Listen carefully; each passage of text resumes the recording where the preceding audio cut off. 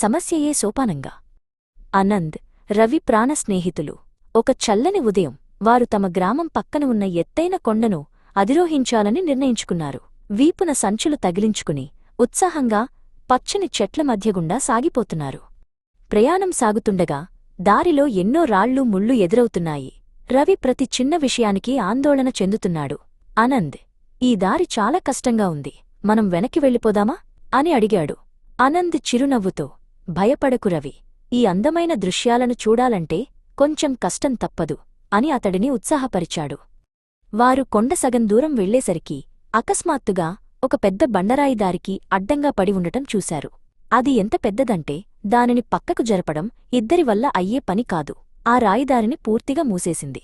ఆ బండరాయిని చూడగానే రవి నీరసించిపోయాడు. చూశావా ఆనంద్, మన ప్రయాణం ఇక్కడితో ముగిసింది.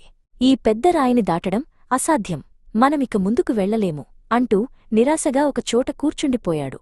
కాని ఆనంద్ మాత్రం కంగారు పడలేదు. అతను ఆ బండరాయి దగ్గరకు వెళ్లి దానిని నిశితంగా పరిశీలించాడు. ఆ రాయిపైన కొన్ని చిన్న చిన్న అంచులు పగుళ్లు ఉండటం గమనించాడు. రవి, ఇది మనల్ని ఆపడానికి వచ్చిన అడ్డంకి కాదు, మనల్ని పైకి తీసుకెళ్లే మెట్టు అని అన్నాడు. రవి ఆశ్చర్యంగా తలపైకెత్తి చూశాడు.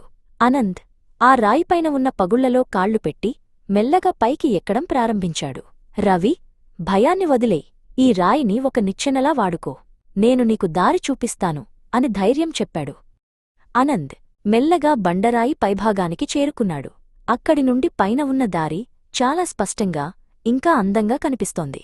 రవి, ఇక్కడికి వచ్చి చూడు, ఈ పైనుండి ప్రకృతి ఎంత అద్భుతంగా ఉందో అని కేకవేశాడు.